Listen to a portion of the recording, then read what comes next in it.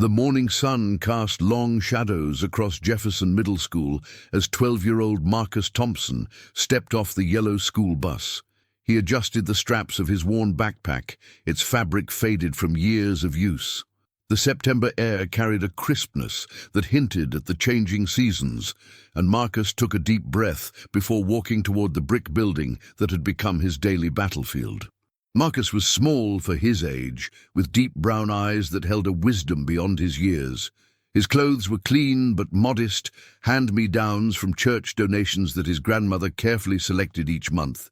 His sneakers, once white, now bore the grey patina of countless miles walked on concrete sidewalks. Inside the building, the hallways buzzed with the usual morning chaos.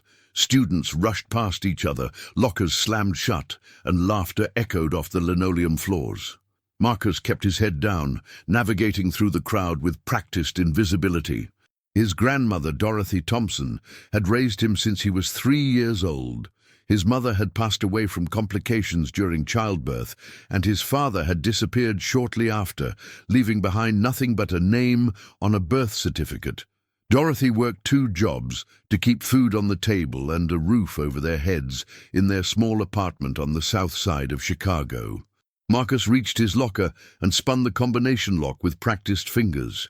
3 turns to the right, 2 to the left, 1 back to the right. The metal door swung open, revealing a neatly organized interior. He placed his lunch bag on the top shelf, a brown paper bag containing a peanut butter sandwich and an apple, the same lunch he had eaten every day for as long as he could remember. "Good morning, Marcus," a soft voice said from beside him. He turned to see Emily Chen, one of the few students who acknowledged his existence. She was petite, with long black hair that fell past her shoulders, and she wore a kind smile that always seemed genuine. "Hey, Emily," Marcus replied, managing a small smile of his own. "Did you finish the math homework?" she asked, leaning against the locker next to his. "Yeah, most of it. Some of those word problems were tricky, though." Emily nodded sympathetically. "Tell me about it. I spent an hour on the one about the trains." The warning bell rang, signaling 5 minutes until first period. Marcus closed his locker and fell into step beside Emily as they walked toward their classroom. "Ready for another exciting day of American history?" Emily asked, a hint of sarcasm in her voice. Marcus felt his stomach tighten.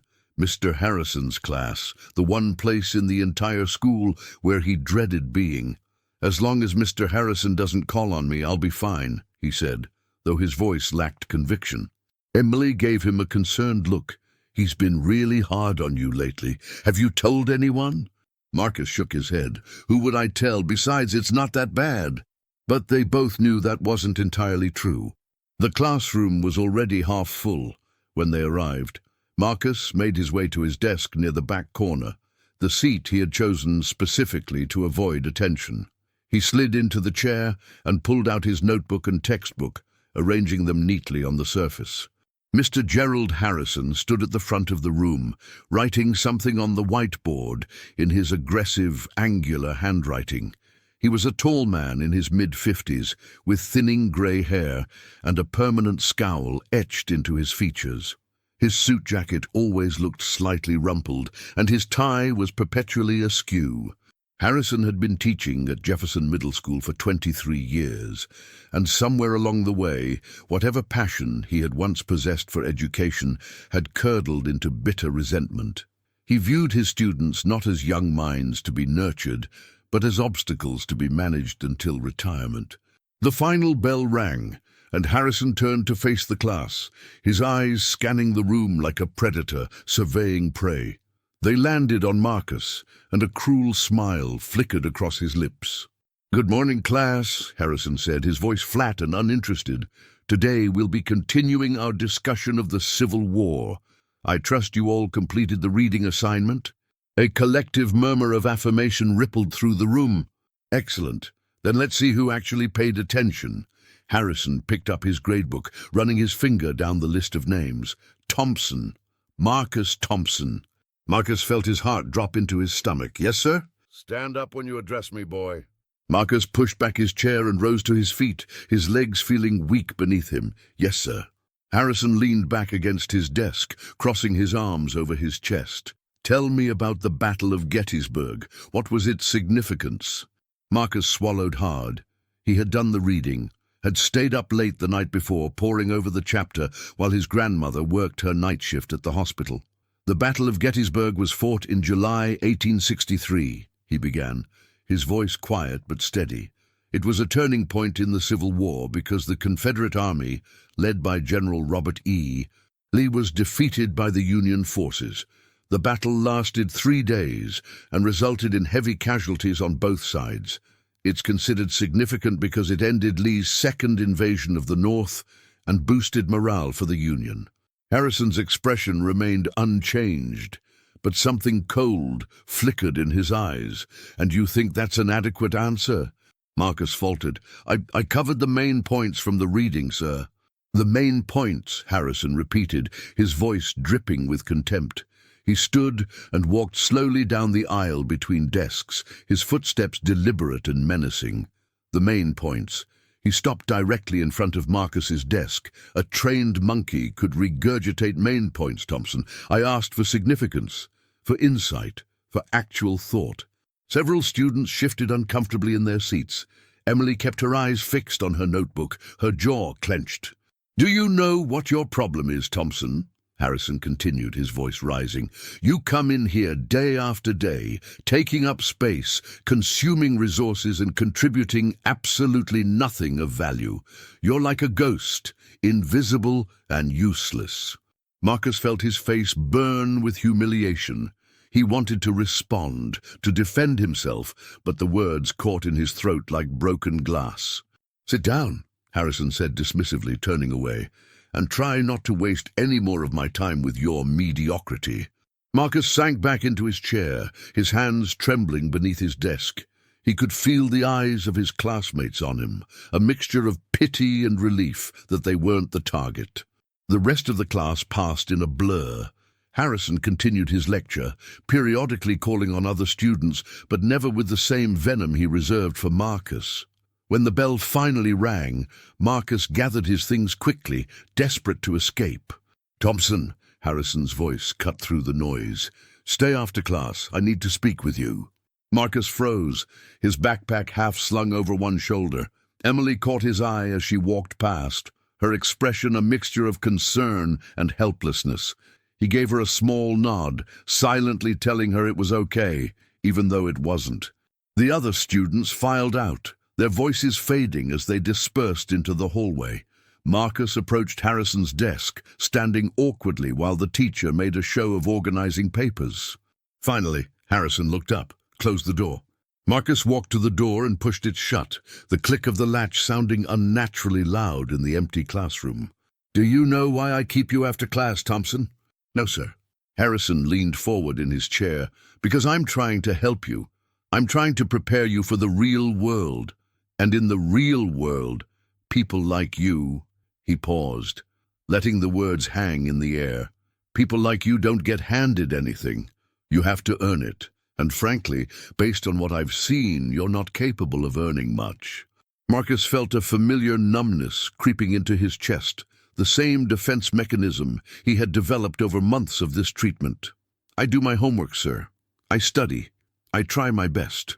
"Your best," Harrison scoffed. "Your best is barely adequate. Look at you. Look at your clothes, your shoes. You probably come from nothing, and you'll go back to nothing. That's just the way of the world, Thompson. The sooner you accept it, the easier life will be." Marcus wanted to tell him that his grandmother worked 16-hour days to provide for him. He wanted to tell him about the nights he spent helping Dorothy study for her nursing certification, both of them huddled around the kitchen table with their books, while a space heater provided the only warmth in their drafty apartment. He wanted to tell him about the dreams he had, dreams of college and a career, of making his grandmother proud. But he said nothing, because in 12 years of life, Marcus had learned that some battles couldn't be won with words. "You may go," Harrison said, waving his hand dismissively. "Try not to be such a disappointment in tomorrow's class." Marcus left the room without looking back, his vision blurred with unshed tears. The cafeteria at lunchtime was a cacophony of noise and activity. Marcus sat alone at a table in the corner, his brown paper bag unopened before him. He had lost his appetite, the morning's humiliation still sitting heavy in his chest. He didn't notice the tall man in a crisp suit approaching until a shadow fell across his table. "Is this seat taken?" Marcus looked up, startled. The man was African-American, perhaps in his early 50s, with kind eyes and grey temples that gave him a distinguished appearance. He wore a navy blue suit with a subtle pinstripe, and his presence commanded attention without demanding it. "No, sir," Marcus said, gesturing to the empty seats around him. "You can sit anywhere." The man smiled and slid into the seat across from Marcus. "I'm Samuel Wright. I'm visiting the school today as part of a community outreach program. The principal suggested I walk around and meet some students." Marcus nodded politely. "I'm Marcus Thompson." "Nice to meet you, Marcus." Samuel's eyes were warm and observant. He noticed the untouched lunch bag. "Not hungry?" "Not really." Samuel studied him for a moment. "You know, I've found that when someone loses their appetite, it usually means something's weighing on their mind. Want to talk about it?" Marcus hesitated. There was something about this man's presence that felt safe, trustworthy, but years of keeping his head down had taught him to be cautious. "It's nothing," he said finally. "Just a rough morning." Samuel nodded, accepting the answer without pressing. "Well, Marcus, I've had my share of rough mornings. When I was about your age, I went through a period where I thought every day was going to be my last at school. There was a teacher who seemed to have it out for me, made me feel about 2 inches tall, every chance he got." Marcus looked up, his interest piqued. "Really?" "Really. Made me question everything about myself, my worth, my potential, my place in the world." Samuel's expression grew thoughtful. "But you know what I eventually learned?" "What?" "That one person's opinion of you doesn't define who you are or who you'll become. The people who try to tear you down, they're usually fighting their own battles, dealing with their own shortcomings. It's not about you, it's about them." Marcus felt something stir in his chest, a small flame of hope he had been trying to extinguish. "That's easy to say, sir, but when you're living it every day—" "It's the hardest thing in the world," Samuel finished for him. "I know. But here's what I also know. The kids who go through the fire, who face the adversity and keep pushing forward, they're the ones who change the world." The lunch bell rang, signaling the end of the period. Marcus began packing up his things, still processing the stranger's words. "Marcus," Samuel said, rising from his seat, "if things ever get really tough, if you ever need someone to talk to, I want you to know that there are people who care. Don't ever be afraid to reach out for help." Marcus nodded. "Thank you, Mr. Wright. Take care of yourself, son." Marcus watched as Samuel walked away, weaving through the crowd of students with an easy grace. There was something familiar about him, though Marcus couldn't quite place it. He tucked the thought away and headed to his next class. 3 weeks passed. The autumn leaves transformed into brilliant shades of orange and gold, carpeting the streets of Chicago with color. For Marcus, each day at school followed the same pattern: arrive early, avoid attention, endure Mr. Harrison's class, and count the minutes until the final bell. Harrison's treatment had not improved. If anything, it had intensified. He seemed to take particular pleasure in singling Marcus out, criticizing everything from his handwriting to his participation to his mere presence in the classroom. One Thursday afternoon, as Marcus sat hunched over his notebook during a test, Harrison began his patrol of the aisles. His footsteps were slow, methodical, the click of his heels on the tile floor, a steady reminder of his surveillance. When he reached Marcus's desk, he stopped. Marcus felt his presence like a cold wind at his back, every muscle in his body tensing. "Your penmanship is atrocious, Thompson," Harrison said, loud enough for the entire class to hear. "No wonder you're failing. No one can even read your answers." "I'm not failing, sir," Marcus replied quietly, not looking up from his paper. "I have a B average in this class."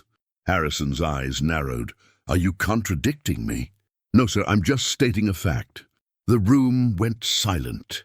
Even the scratching of pencils ceased as students held their breath, waiting to see what would happen next. Harrison leaned down, his face inches from Marcus's. "A fact," he repeated, his voice a dangerous whisper. "You want facts? Here's a fact. You are trash. Your family is trash. And no matter how hard you try, no matter what grades you get, you will always be trash." Marcus felt something break inside him, a wall he had carefully constructed over months of abuse. His eyes burned with tears he refused to let fall. "You don't know anything about my family," he said, his voice trembling but defiant. Harrison straightened, a cruel smile playing on his lips. "Oh, I know enough. I've seen the free lunch paperwork. I've seen the hand-me-down clothes. I know exactly what kind of home you come from, Thompson. And I know exactly where you're headed." He reached down and kicked the leg of Marcus's chair, sending the boy sprawling onto the floor. Papers scattered, pencils rolled away, and Marcus's textbook landed with a heavy thud.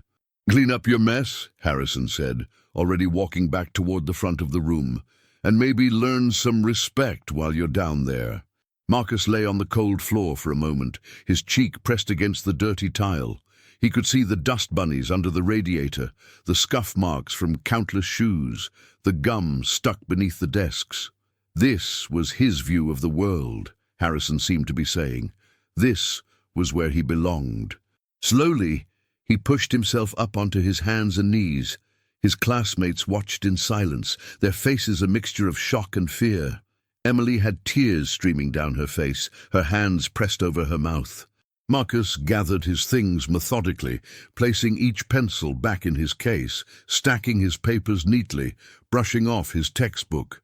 When he stood, he did so with a dignity that surprised everyone in the room, including himself. "May I be excused to the restroom, sir?" he asked, his voice steady. Harrison waved his hand dismissively. "Get out of my sight." Marcus walked to the door, his back straight, his chin held high. He didn't run, he didn't cry. He simply walked. In the bathroom, he locked himself in a stall and finally allowed the tears to fall. They came silently at first, then in great heaving sobs that shook his entire body. He cried for every insult, every humiliation, every moment of cruelty he had endured. He cried for his grandmother, who worked so hard and would be heartbroken if she knew. He cried for himself, for the boy who had done nothing wrong except exist in the wrong place at the wrong time. When the tears finally stopped, Marcus splashed cold water on his face and looked at his reflection in the mirror. His eyes were red and swollen, but behind them something had changed. A resolution had taken root. He would not be broken, not by Gerald Harrison, not by anyone. That evening, Marcus sat at the kitchen table doing his homework when his grandmother came home from her shift. Dorothy Thompson was 63 years old, with silver-streaked hair pulled back in a neat bun, and hands that showed the years of hard labor she had endured. But her eyes were bright and warm, and her smile could light up the darkest room. "There's my boy," she said, setting her purse on the counter. "How was school today?" Marcus hesitated. His grandmother had enough to worry about without adding his problems to the list. "It was okay," he said, focusing on his math problems. Dorothy studied him for a moment, her maternal instinct sensing something amiss. "Just okay." "Yeah, just okay." She walked over and sat down across from him, reaching out to cover his hand with hers. "Marcus, baby, you know you can tell me anything, right?" Marcus looked up at her, at the face that had been his anchor through every storm. The words caught in his throat. "I know, Grandma. Because whatever it is, we'll figure it out together. That's what family does." Marcus managed a small smile. "I know, I love you, Grandma. I love you too, baby. Now, did you eat? There's leftover meatloaf in the fridge." As his grandmother bustled around the kitchen, warming up dinner and chatting about her day at the hospital, Marcus made a decision. He would handle Mr. Harrison himself. He would find a way to survive, to endure, to prove that he was more than the labels being placed upon him. What he didn't know was that fate had other plans. The following Monday, Marcus arrived at school to find an unusual buzz of activity in the hallways. Students clustered in groups, whispering excitedly, and teachers wore expressions of barely contained nervousness. "What's going on?" Marcus asked Emily as they met at their lockers. "Didn't you hear?" Emily's eyes were wide with excitement. "There's going to be a big announcement in the auditorium, something about a new program or something. Apparently, some really important people are visiting." Marcus shrugged. Probably just another politician looking for photo ops. But there was something in the air that felt different, a sense of anticipation that even his cynicism couldn't fully dismiss. The auditorium was packed when Marcus and Emily found seats near the back. The entire school had been assembled, from the youngest 6th graders to the oldest 8th graders, along with the full teaching staff. On the stage, Principal Martinez stood at the podium, flanked by several adults in formal attire. Marcus's heart nearly stopped when he recognized one of them. Samuel Wright stood at the edge of the stage, his hands clasped behind his back, surveying the crowd with those same kind, observant eyes Marcus remembered from the cafeteria 3 weeks ago. "Good morning, everyone," Principal Martinez began, her voice amplified through the microphone. "We have a very special announcement today. As many of you know, Jefferson Middle School has been selected to participate in a new initiative called Bridges to Tomorrow, a program designed to provide mentorship, resources, and opportunities to students in underserved communities." She paused, gesturing toward the adults on stage. "We are incredibly honored to welcome our distinguished partners in this endeavor. First, I'd like to introduce the Honorable Samuel Wright, federal judge for the Northern District of Illinois." The auditorium erupted in applause. Marcus sat frozen in his seat, his mind struggling to process what he was hearing. The man he had met in the cafeteria, the man who had sat across from him and listened to his troubles, was a federal judge. Judge Wright stepped forward to the podium, his presence commanding immediate attention. "Thank you, Principal Martinez. And thank you, students and staff of Jefferson Middle School, for welcoming us today." His eyes scanned the crowd, and for just a moment they seemed to land on Marcus. A slight nod, almost imperceptible, passed between them. "I believe in this program," Judge Wright continued, "because I believe in the potential of every young person in this room. I know what it's like to face obstacles that seem insurmountable. I know what it's like to have people tell you that you'll never amount to anything, and I know what it's like to prove them wrong." The auditorium was silent, every student hanging on his words. "Over the next few months, you'll see me and my colleagues here regularly. We'll be observing classes, meeting with students, and identifying those who could benefit from additional support and mentorship." He paused, his expression growing serious. "But I want to be clear about something. This program isn't just about helping students. It's about building a better community. And that means holding everyone accountable, students, teachers, and administrators alike, to the highest standards of integrity and respect." Marcus felt a strange mixture of hope and apprehension wash over him. Could this be the change he had been waiting for? Or was it just another empty promise? The assembly concluded with the introduction of other program participants and a brief overview of upcoming events. As students filed out of the auditorium, Emily grabbed Marcus's arm. "Did you see the way he looked at you?" she whispered excitedly. "It was like he knew you or something." Marcus shook his head. I don't know what that was about." But deep down, he wondered if their chance meeting in the cafeteria had been more than coincidence. The following weeks brought visible changes to Jefferson Middle School. Program observers began appearing in classrooms, taking notes and quietly watching the interactions between teachers and students. Most teachers seemed to rise to the occasion, putting their best foot forward in the presence of such scrutiny. Most teachers, but not all. Gerald Harrison seemed incapable of changing his ways. He viewed the observers with barely concealed contempt, muttering under his breath about bureaucrats and interference with education. When they sat in on his classes, he toned down his behavior slightly, but the moment they left, his cruelty returned with renewed vigor. Marcus noticed that Judge Wright himself attended several of Harrison's classes, sitting in the back row with a notepad, his expression unreadable. Harrison seemed unaware of the judge's true identity, treating him like any other observer, which is to say, with thinly veiled hostility.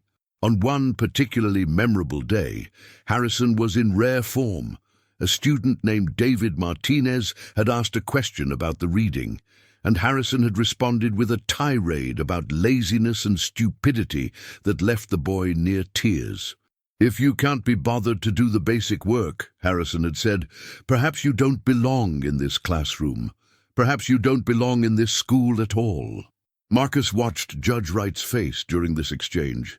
The judge's expression remained calm, but something flickered in his eyes, a cold fury that sent shivers down Marcus's spine. After class, Marcus found himself walking alongside Judge Wright in the hallway. "Marcus," the judge said quietly, "how are you holding up?" "I'm okay, sir, Judge Wright, I mean." Samuel chuckled. "Samuel is fine when we're not in court." He glanced around to make sure they weren't overheard. "I've been watching Mr. Harrison's class. What I've seen is concerning." Marcus felt his stomach clench. "Sir, I don't want to cause any trouble. I just want to get through the year." Samuel stopped walking and turned to face Marcus directly. "Sometimes," he said gently, "the right thing to do and the easy thing to do are not the same. I understand you want to keep your head down, but what's happening in that classroom isn't just wrong, it's harmful, not just to you, but to every student who has to endure it." Marcus looked down at his feet. "I've tried to handle it myself. I've tried to be strong." Samuel placed a hand on Marcus's shoulder. "You are strong, stronger than you know, but strength isn't about suffering in silence. Sometimes the bravest thing you can do is speak up." They stood there for a moment, the hallway bustling around them with students rushing to their next classes. "I want you to know something, Marcus," Samuel continued. "Whatever happens next, you're not alone.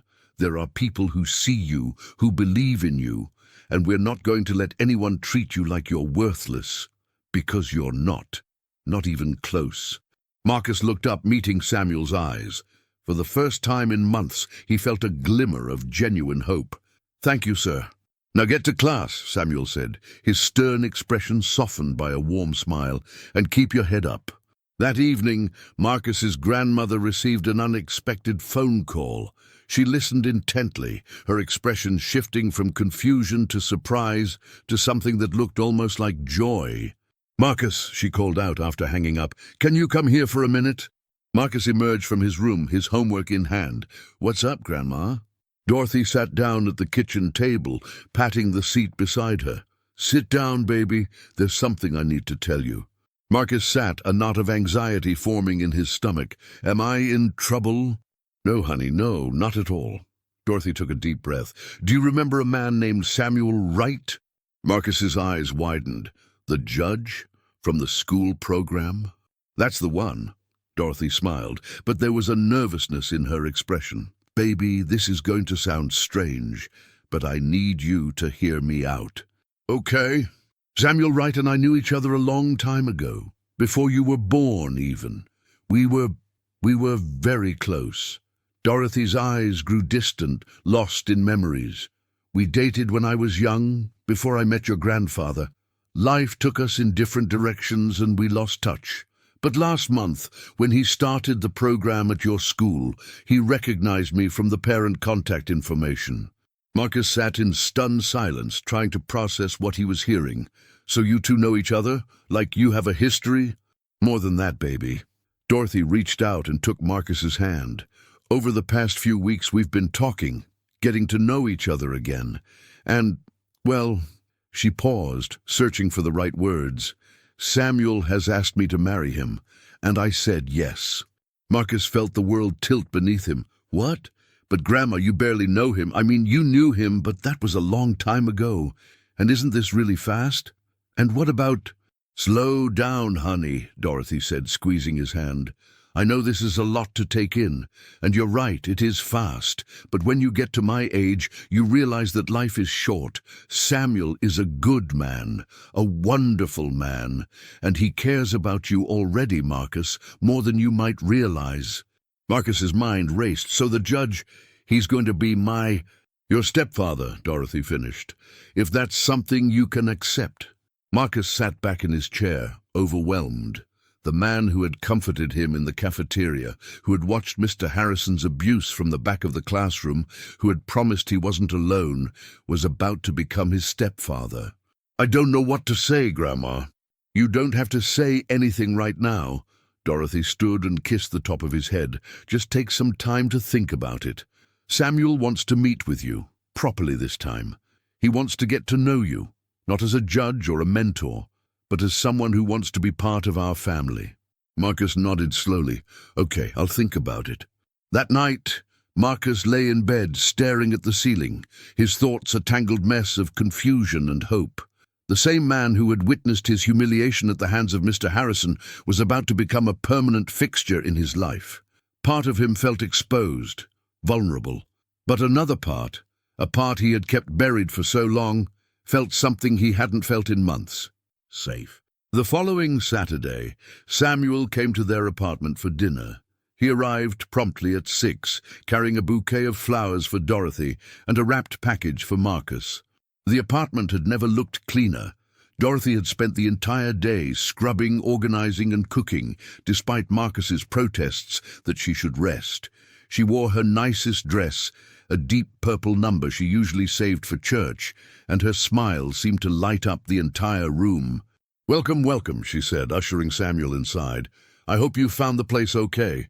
"Your directions were perfect," Samuel replied, pressing a gentle kiss to her cheek. "And something smells incredible." Marcus stood awkwardly by the kitchen table, watching the exchange. Samuel turned to him with a warm smile. "Marcus, it's good to see you again. Here, I brought you something." He handed over the wrapped package. Marcus opened it carefully, revealing a leather-bound journal with his initials embossed on the cover.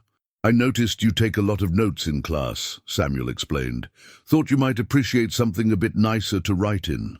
"Thank you, sir." Marcus ran his fingers over the smooth leather. "It's beautiful.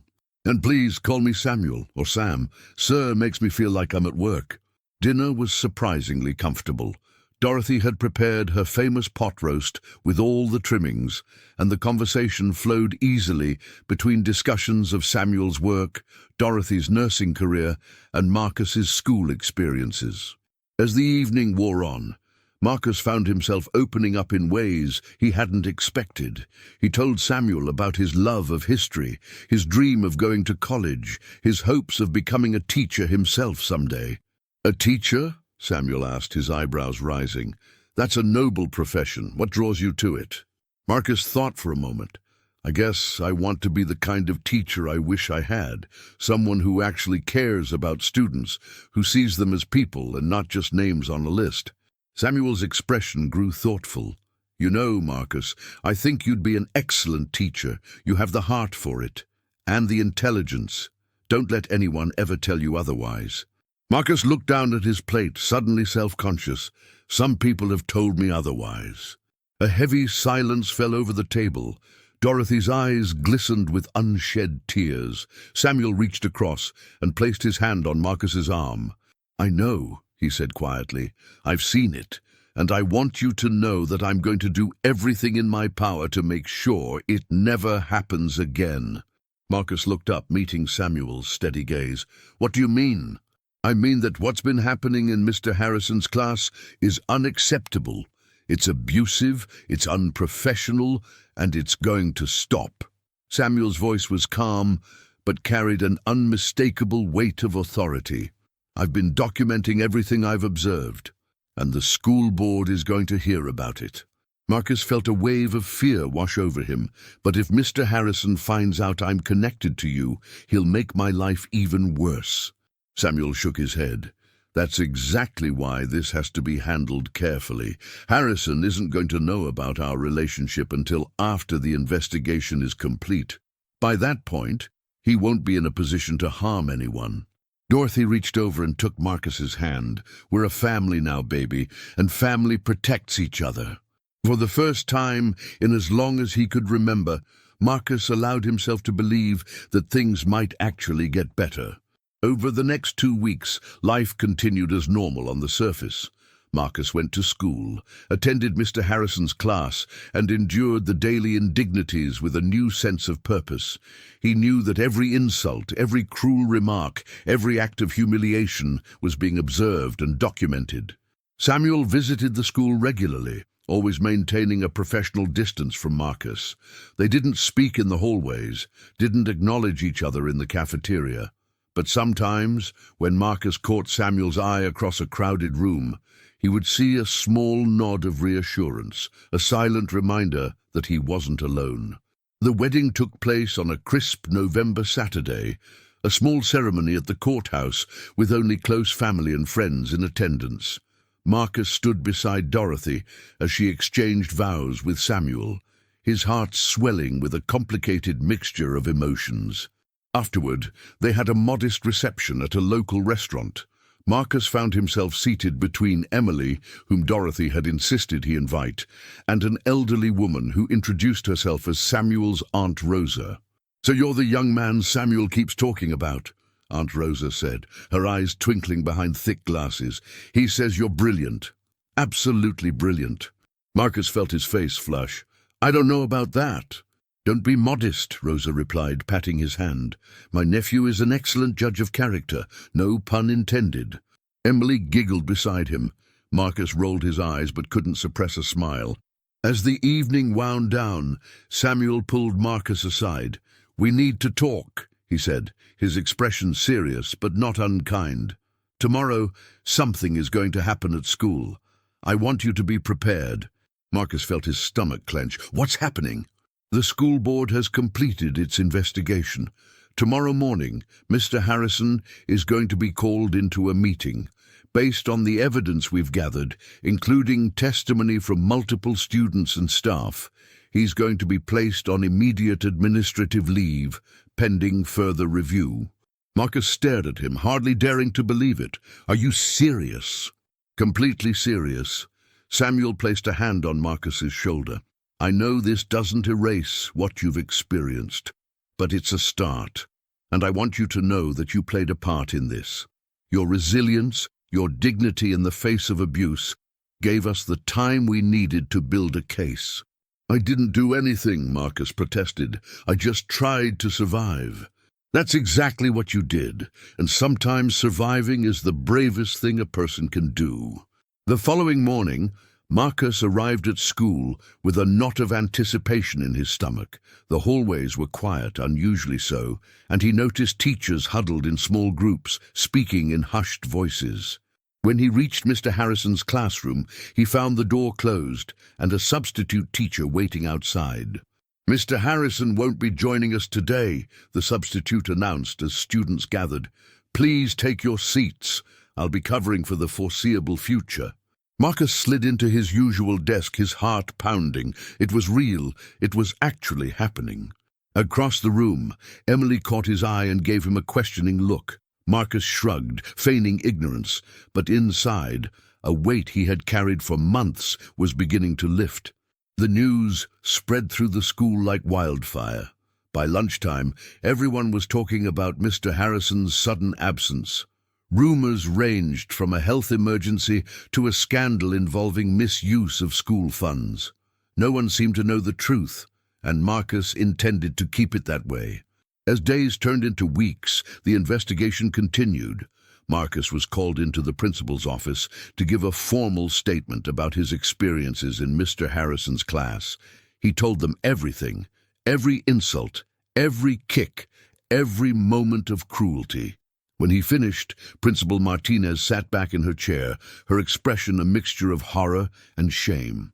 "Marcus," she said, her voice thick with emotion, "I'm so deeply sorry. This should never have happened. We failed you, and I don't have the words to express how much I regret that." Marcus nodded, unsure of what to say. "Thank you, ma'am." "We're going to make changes," Martinez continued, "real changes. This school is going to become a place where every student feels safe and valued. I promise you that." It was a promise Marcus wanted to believe, and for the first time he felt like maybe, just maybe, it might actually be kept. The winter holidays arrived, bringing with them a sense of renewal that Marcus hadn't expected. The apartment, once cramped and cold, now felt like a genuine home. Samuel had moved in after the wedding, and his presence brought a warmth that transcended mere heating bills. On Christmas morning, Marcus woke to the smell of bacon frying and coffee brewing. He padded into the kitchen to find Samuel at the stove, Dorothy setting the table, and a modest but beautiful Christmas tree glowing in the corner of the living room. "Merry Christmas, sleepyhead," Dorothy said, pulling him into a hug. "We thought you were going to sleep the whole day away." Marcus smiled, breathing in the scent of home and family. "Merry Christmas, Grandma." He turned to Samuel. "Merry Christmas, Samuel." "Merry Christmas, son." The word hung in the air, unexpected but not unwelcome. Son. Marcus had never had someone call him that before. The weight of it settled into his chest like a warm ember. They ate breakfast together, exchanging small gifts and stories.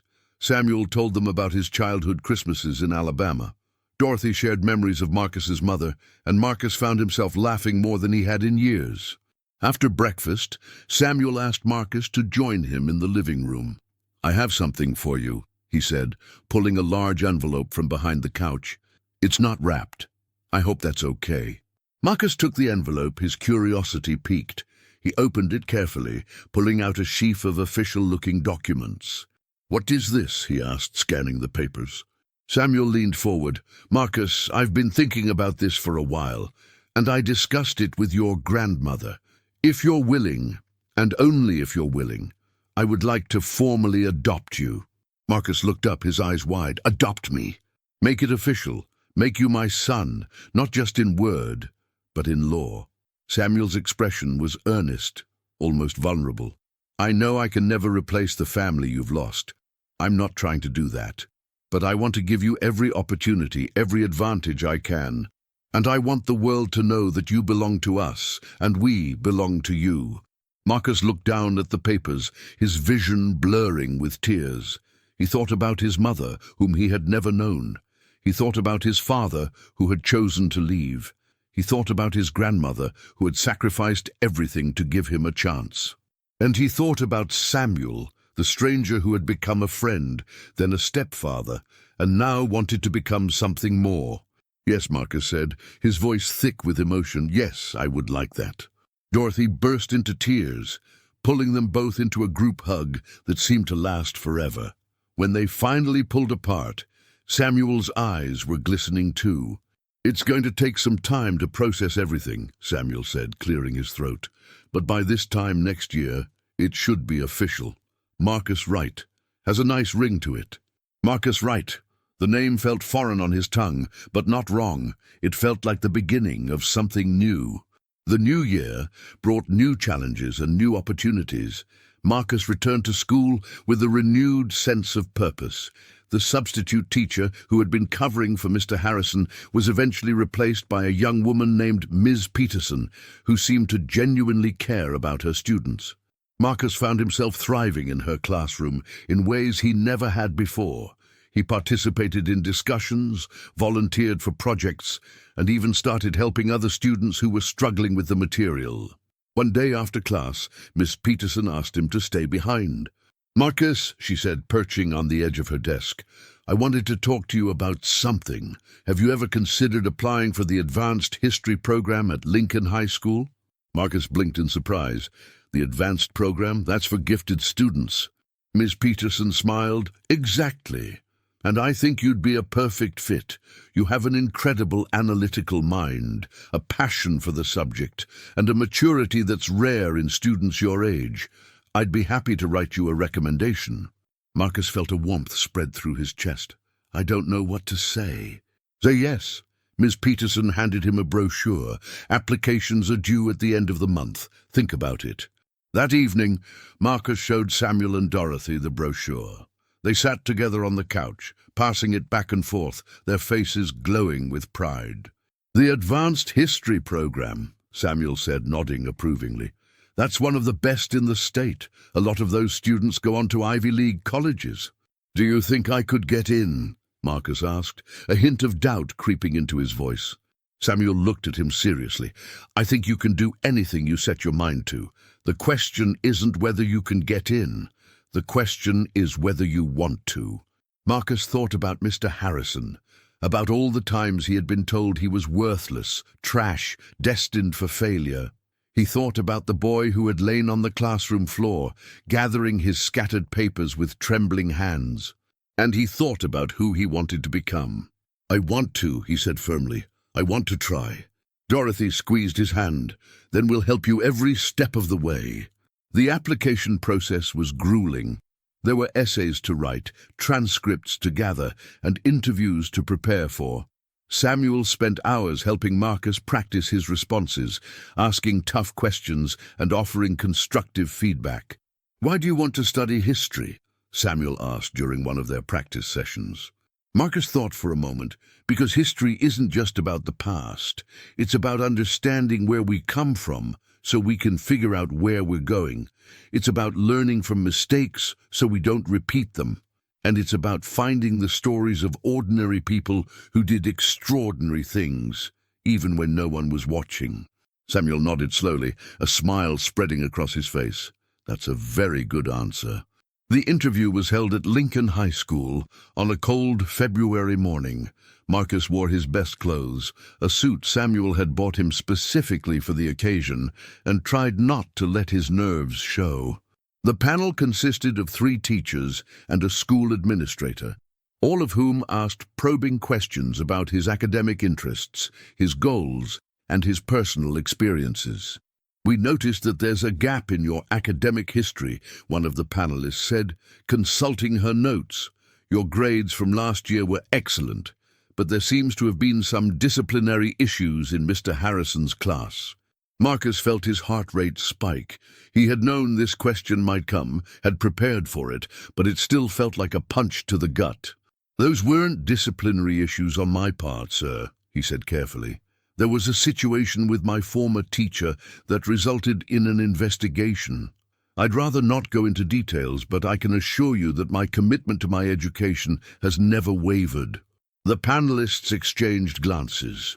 "We're aware of the situation," the administrator said after a moment, "and for what it's worth, we want you to know that what happened was not a reflection on you. The courage you showed in coming forward was commendable." Marcus blinked, surprised. "You know about that?" "This is a small educational community," another panelist said with a wry smile. "Word gets around, and we're impressed by how you handled yourself. That kind of integrity is exactly what we're looking for in our program." The rest of the interview passed in a blur. When Marcus finally emerged from the building, he found Samuel and Dorothy waiting by the car, their faces anxious. "How did it go?" Dorothy asked immediately. Marcus smiled, a genuine, full smile that seemed to light up the dreary winter day. "I think it went well." 3 weeks later, a thick envelope arrived in the mail. Marcus's hands shook as he opened it, his heart pounding so loudly he could barely hear his own thoughts. "Dear Marcus Thompson," the letter began, "we are pleased to inform you that you have been accepted into the Advanced History program at Lincoln High School." He read the letter 3 times before the words finally sank in. Then he let out a whoop of joy that brought Dorothy and Samuel running from the kitchen. "I got in!" he shouted, waving the letter above his head. "I got in!" Dorothy burst into tears, pulling him into a fierce embrace. Samuel stood behind them, his eyes glistening, his hand resting on Marcus's shoulder. "I knew you could do it," Samuel said quietly. "I always knew." The spring brought one final piece of closure. In April, the school board announced its decision regarding Gerald Harrison. After a thorough investigation, he was terminated from his position effective immediately, with a permanent notation on his teaching record that would prevent him from ever working in education again. Marcus learned about the decision from Ms. Peterson, who pulled him aside after class. "I thought you should know before it hits the news," she said gently. "Mr. Harrison is gone. He won't be able to hurt anyone else." Marcus nodded slowly, processing the information. "How do I feel about this?" he asked, more to himself than to her. "How do you feel?" He thought about it for a long moment. "Relieved," he said finally. "Not happy, not vindictive, just relieved. And maybe a little sad." Sad? Sad that it had to happen at all. Sad that someone could spend 23 years teaching and end up so broken and bitter. Marcus paused, but mostly relieved.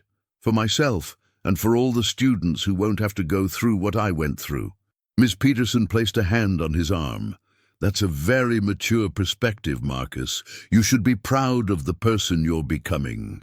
As Marcus walked home that afternoon, he thought about everything that had happened over the past year, the humiliation, the pain, the fear, but also the hope, the love, the unexpected blessings.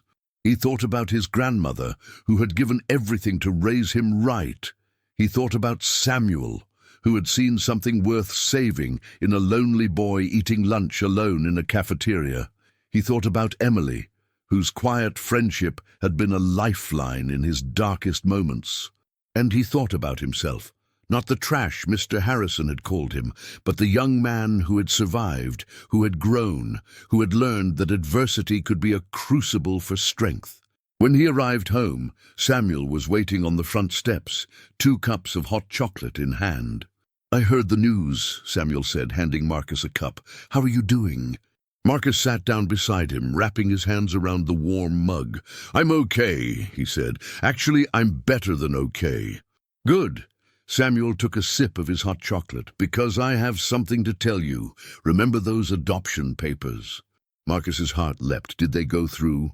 "As of this morning, you are officially Marcus Wright." Samuel smiled, his eyes crinkling at the corners. "My son." Marcus felt the tears coming and didn't bother to stop them. "Thank you," he said, his voice barely above a whisper, "for everything." Samuel put an arm around him, pulling him close. "Thank you for letting me be your father." They sat together on the steps, watching the sun set over the Chicago skyline. 2 people who had found each other against all odds and built something beautiful from the wreckage of pain. Somewhere in the city, Gerald Harrison was packing up his desk, his career in ruins, his legacy one of cruelty and shame. But Marcus didn't think about him. Not anymore. Instead, he thought about tomorrow, about Lincoln High School and the advanced history program, about the future that stretched out before him, bright and full of possibility, about the family that had found him and claimed him as their own, about the boy who had been called trash and had proven to be treasure. The story didn't end there, of course. Stories never really end. They just keep unfolding, chapter after chapter, each one building on the last. But for Marcus Wright, formerly Marcus Thompson, formerly the invisible boy in the corner of the classroom, this was a beginning, a fresh start, a chance to become everything he had always known he could be. And that was more than enough. Summer arrived in Chicago with its usual fanfare of heat and humidity. Marcus spent his days preparing for high school, reading ahead in his history textbooks, and exploring the city with Emily, who had become his closest friend. Samuel and Dorothy settled into married life with an ease that surprised everyone, including themselves. They bickered over small things, silly things, like who had forgotten to buy milk or which television show to watch. But beneath the bickering was a deep and abiding affection that made their small apartment feel like the safest place in the world. One evening in late July, the family sat together on their tiny balcony, watching the fireworks from a neighborhood celebration light up the sky. "You know what I keep thinking about?" Marcus said, his eyes fixed on the colorful explosions above. "What's that?" Dorothy asked. "That day in the cafeteria, when Samuel first talked to me. I had no idea that conversation would change my life." Samuel chuckled. "Neither did I, honestly. I was just doing what felt right. But I remember looking at you and thinking, there's something special about this kid, something that needs protecting and nurturing." "You saw all that in a lunch conversation?" Marcus raised an eyebrow skeptically. I saw a young man who was hurting but trying not to show it, who was being mistreated but refusing to break, who had every reason to be bitter and angry but chose to be kind instead. Samuel's expression grew serious. That takes strength, Marcus. Real strength. Marcus felt his face flush. I didn't feel strong. I felt scared all the time. Those two things aren't mutually exclusive, Dorothy said softly. Being brave doesn't mean you're not afraid. It means you keep going, even when you are. The fireworks reached their grand finale, a dazzling display of color and sound that echoed off the buildings and rattled the windows. When the last sparks faded into darkness, the three of them sat in comfortable silence, each lost in their own thoughts. I want to ask you something, Marcus said finally, both of you. Go ahead, Samuel said. When everything happened with Mr. Harrison, when I was at my lowest point, I thought about giving up, not on life, but on school, on my dreams, on the idea that things could ever get better. Marcus paused, choosing his words carefully. What kept me going was this tiny voice in the back of my head that said maybe tomorrow would be different. Maybe someone would see me. Maybe things would change. He turned to look at them, his eyes bright with emotion. I guess I just wanted to say thank you for being that change, for seeing me when I felt invisible. Dorothy reached over and took his hand. We should be thanking you, baby. You brought us together. You reminded us what's really important in life. Samuel nodded in agreement. You're not just our son, Marcus. You're our teacher. You've taught us more about courage and resilience than any textbook ever could. Marcus smiled, feeling a warmth spread through his chest that had nothing to do with the summer heat. So what happens now? Now. Samuel looked out at the city lights twinkling below. Now we keep going. We keep growing. We keep being there for each other, through whatever comes next. That sounds good, Marcus said. That sounds really good. The first day of high school arrived before Marcus knew it. He woke early, too excited to sleep, and dressed carefully in the new clothes Dorothy had bought him. He looked at himself in the bathroom mirror, barely recognizing the confident young man staring back at him. You can do this, he told his reflection. You've survived worse. At breakfast, Samuel handed him a small box wrapped in brown paper. A little something for your first day, he said. Marcus unwrapped it to find a brass pocket watch, old but beautifully maintained. He opened it to reveal an inscription on the inside of the cover. To Marcus, who taught us that every moment matters. Love, Mom and Dad. Dad! The word hit him like a wave. He looked up at Samuel, his eyes glistening. Is it too much? Samuel asked, suddenly uncertain. I know I'm not your biological father and I don't want to overstep. It's perfect, Marcus said, his voice thick with emotion. It's absolutely perfect. He hugged them both before heading out the door, the pocket watch safely tucked in his pocket, its weight a constant reminder of how far he had come. Lincoln High School was larger than Jefferson Middle, a sprawling campus of red brick buildings and manicured lawns. Marcus navigated the crowds with a mixture of nervousness and excitement, his schedule clutched in one hand, his new backpack slung over his shoulder. He found his first class, Advanced World History, in a sun-drenched room on the second floor. The desks were arranged in a circle, and the walls were covered with maps and historical documents. It was nothing like Mr. Harrison's sterile, authoritarian classroom. The teacher, a middle-aged woman with wild, curly hair and kind eyes, introduced herself as Dr. Elizabeth Monroe. Welcome to Advanced World History, she said, her voice warm and inviting. In this class, we're not just going to memorize dates and names. We're going to ask questions. We're going to challenge assumptions. We're going to understand why things happened the way they did and what they mean for our world today. She paused, her gaze sweeping across the room. I expect a lot from you, but I also believe in you. Every single one of you has the potential to do incredible things. My job is to help you discover that potential and develop it. Marcus felt something shift inside him. This was what education was supposed to be. This was what he had been missing all along. As the class got underway, he found himself participating eagerly, asking questions, offering insights, engaging with the material in ways he never had before. Dr. Munro encouraged debate and discussion, praising students for their curiosity rather than punishing them for it. By the end of the period, Marcus knew he had found his place. Over the following weeks, he settled into the rhythm of high school life. He made new friends, joined the debate team, and discovered a passion for public speaking that he hadn't known he possessed. He also stayed in touch with Emily, who was attending a different high school across town. They texted almost every day, sharing updates and encouragement. "How's the fancy history program?" she asked one afternoon. "Amazing," he replied. "It's like someone finally turned on the lights. Told you it would be worth it." "Yeah, you did." At home, life continued to improve. Samuel's adoption of Marcus was finalized, making their family official in every sense of the word. They celebrated with a small party, just the three of them plus a few close friends, including Samuel's Aunt Rosa, who had become a regular presence in their lives. As Marcus blew out the candles on his cake, Dorothy asked him to make a wish. He closed his eyes and thought about all the wishes he had made over the years.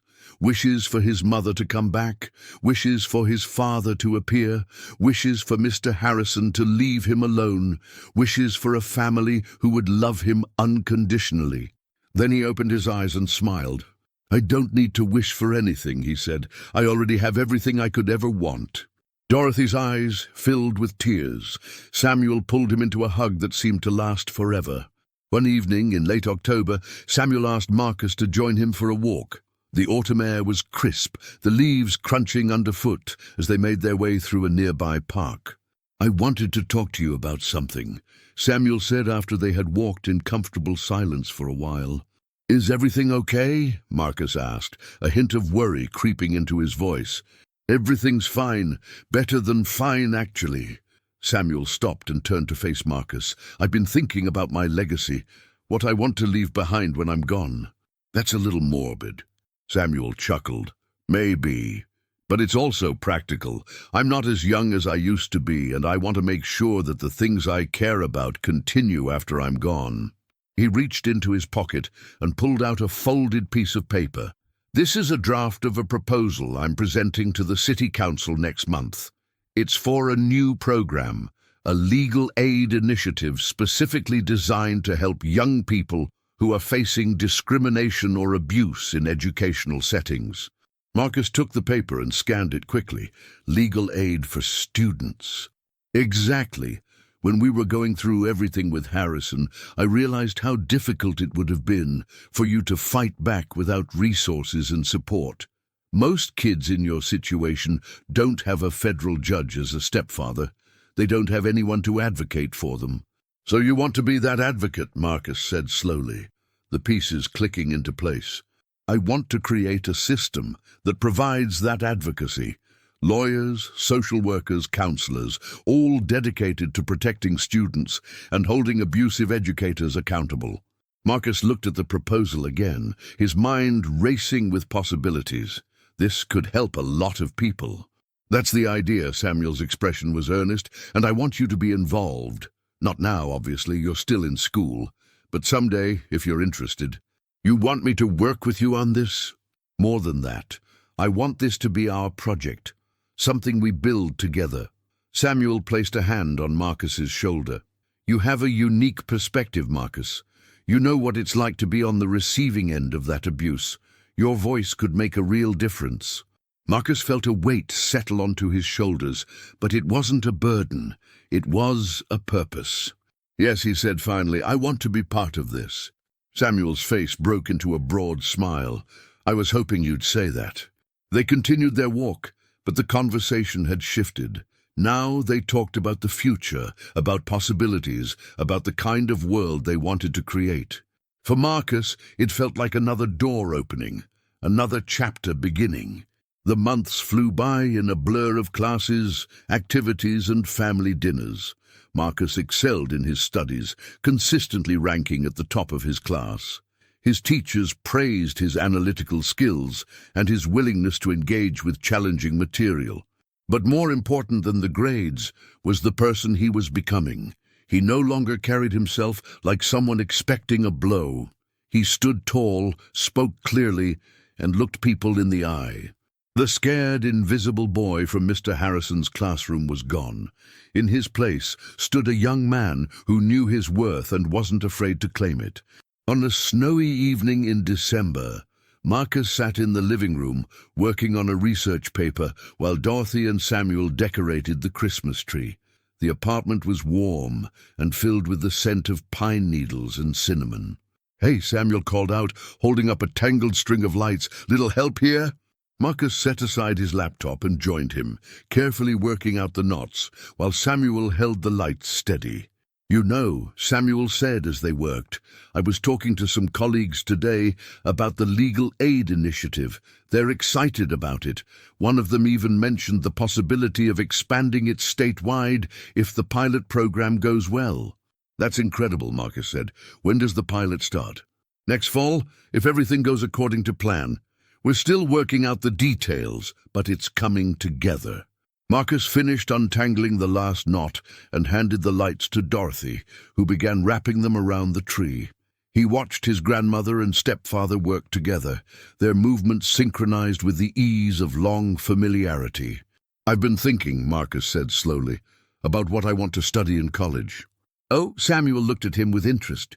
"I was planning to focus on history, and I still love it.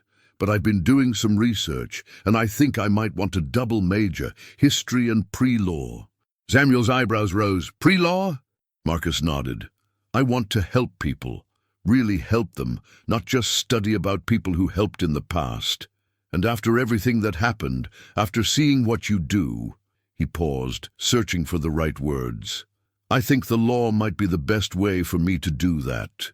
Dorothy stopped wrapping lights and turned to look at him, her eyes shining. "Baby, that sounds wonderful." Samuel was quiet for a moment, his expression unreadable. Then slowly a smile spread across his face.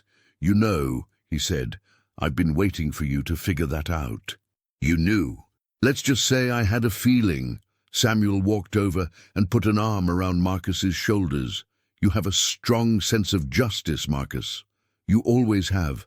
The law is just a tool for putting that sense of justice into action." They stood together, the three of them, surrounded by the warmth of their home and the glow of half-strung Christmas lights. "We're proud of you, Marcus," Dorothy said softly. "No matter what you choose to do, we'll always be proud of you." Marcus felt tears prick at the corners of his eyes. "I know, Grandma, I know." The years passed, each one bringing new challenges and new triumphs. Marcus graduated from Lincoln High School as valedictorian, delivering a speech that moved half the audience to tears. He attended Northwestern University on a full scholarship, double majoring in history and pre-law, just as he had planned.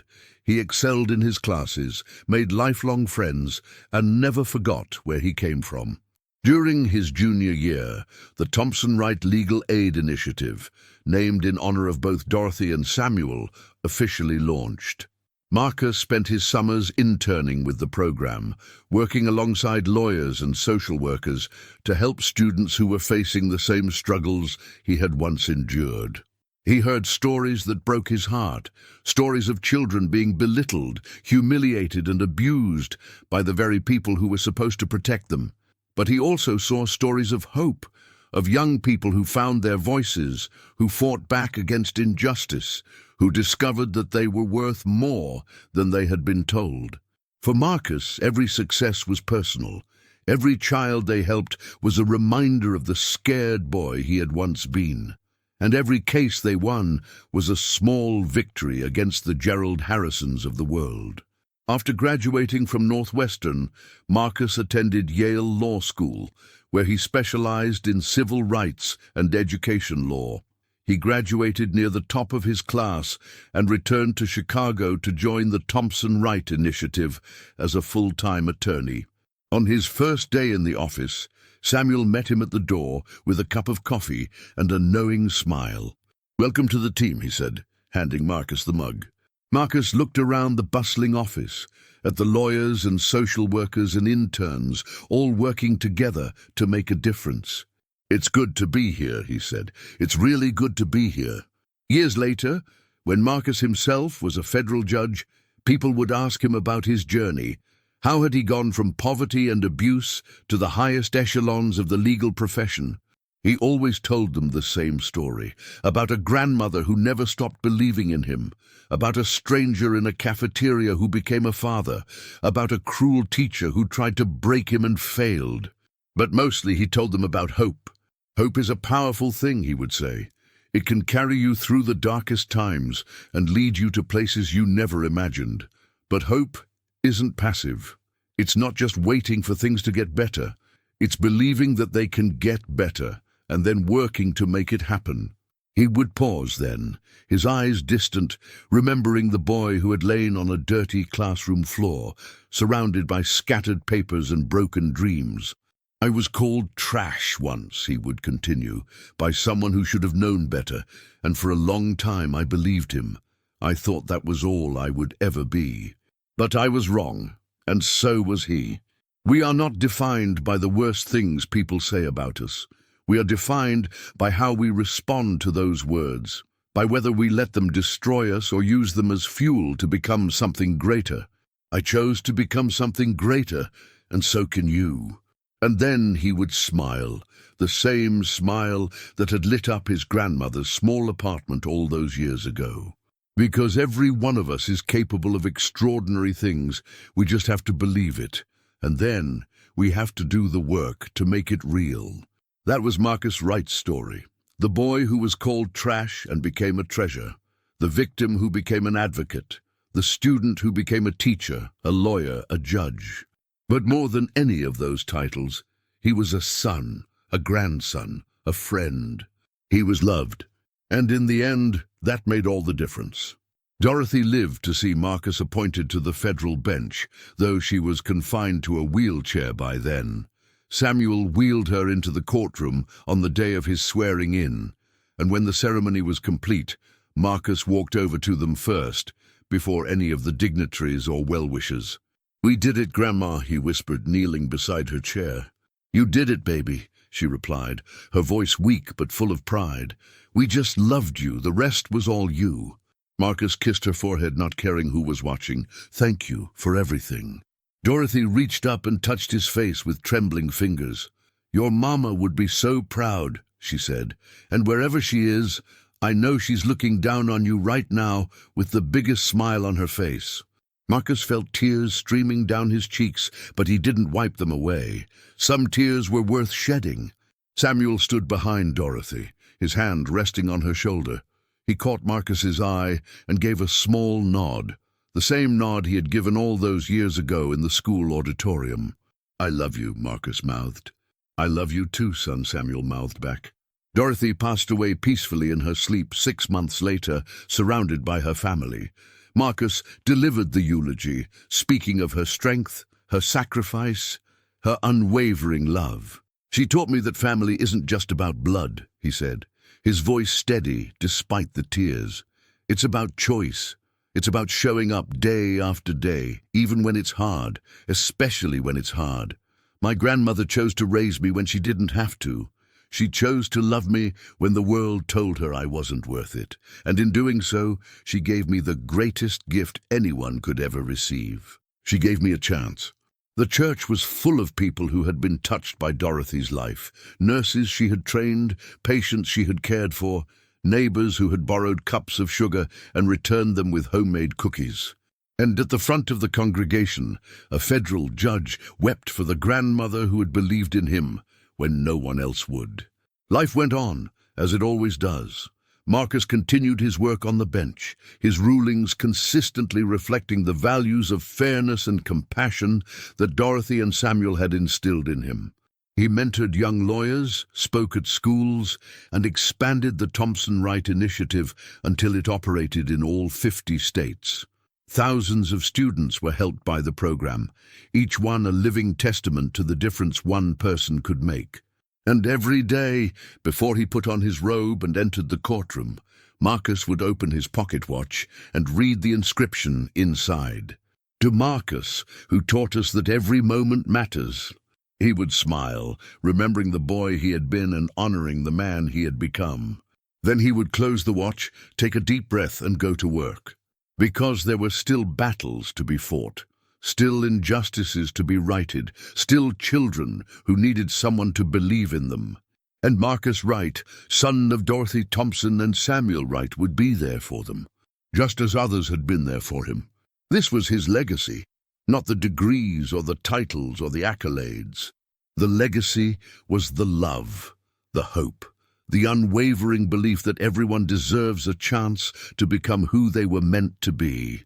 Gerald Harrison died alone in a nursing home at the age of 78. His obituary was short, listing only his years of service as a teacher and the names of distant relatives who had agreed to claim his remains. Marcus learned of his death through a Google alert he had set years ago. He sat in his chambers, staring at the brief notice, trying to feel something. Anger. It had faded long ago, replaced by something closer to pity. Satisfaction, maybe a trace, but it felt hollow. In the end, what he felt most was gratitude. Gratitude that his life had taken a different path. Gratitude for the people who had helped him find that path. Gratitude for the chance to turn his pain into purpose. He closed his laptop and looked out the window at the Chicago skyline, the same skyline he had gazed upon all those years ago from the balcony of his grandmother's apartment. "Rest in peace, Mr. Harrison," he said quietly. "I hope you found whatever it was you were looking for." Then he turned back to his desk and the stack of cases waiting for his attention. There was work to be done, lives to change, justice to serve. And Marcus Wright was just getting started. The sun set over the city, painting the sky in shades of orange and gold. Somewhere a child was being told they would never amount to anything. Somewhere a teacher was crossing a line that should never be crossed. Somewhere a young person was wondering if tomorrow would be any different. But somewhere else there was hope. There were people fighting for what was right. There were programs and initiatives and laws designed to protect the vulnerable. And there was a judge who remembered what it felt like to be small and scared and alone. A judge who would never forget. A judge who would never stop fighting. Marcus Wright looked at the framed photo on his desk. Dorothy, Samuel, and himself at his law school graduation, all of them beaming at the camera. "Thank you," he whispered. Then he picked up his pen and got back to work. Because the story wasn't over. It was just beginning. And this time Marcus was writing it himself.